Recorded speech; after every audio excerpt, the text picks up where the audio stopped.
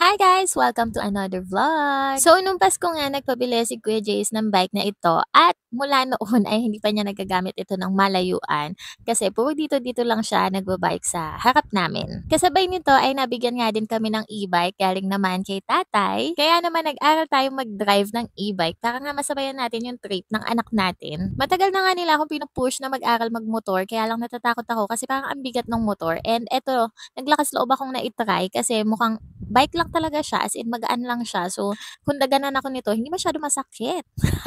At dahil nga nag-aral na ako mag-drive ng e-bike, ililibot naman natin sila.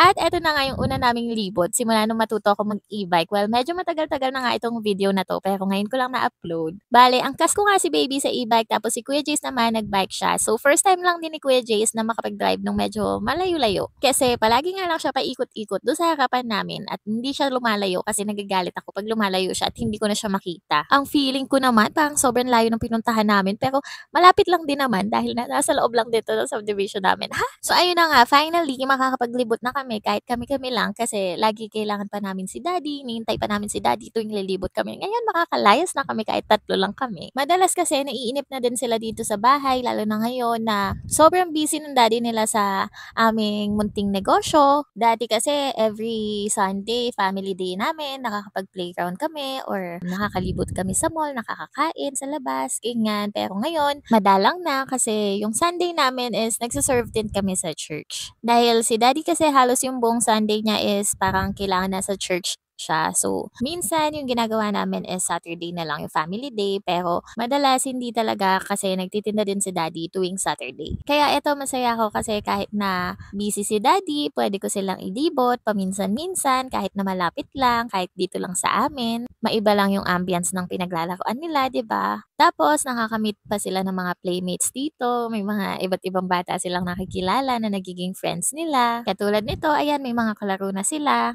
Minsan pakiramdam ko na sa sobrang busy namin maghanap buhay dahil nga ang dami naming goals ni daddy, lalo na ngayong taon. Parang hindi na nila na-enjoy masyado yung pagkabata nila, hindi na namin na dadala sa laruan, sa playground, ganyan, hindi na sila nakakapaglaro masyado. Kaya naman nag-usap kami ni daddy na isa din sa goal namin is yung ma-enjoy nila yung pagkabata nila sa kabila ng pagiging busy namin sa buhay. Kaya naman ayan, dito ko natatapusin ang aking vlog. Salamat sa panonood.